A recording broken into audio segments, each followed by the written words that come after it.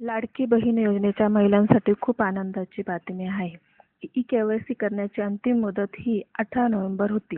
ती आता 31 डिसेंबर करण्यात आली आहे. ही बातमी राज्याच्या महिला आणि बाल विकास मंत्री आदिती तटकरे यांनी आपल्या सोशल मीडियावरून दिली आहे.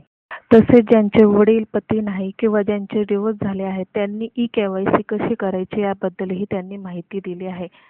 अशा महिला प्रथम त्यांनी लाडकी बहिणीच्या ऑफिशियल वेबसाईटवर जाऊन तेथे मुख्यमंत्री माझी लाडकी बहीण योजना लाभार्थी ई-केवायसी करण्यासाठी येथे क्लिक करावे.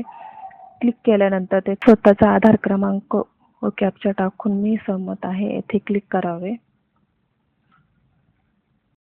आधार कार्डला लिंक असलेल्या मोबाईलवर OTP येईल, तो OTP टाकावा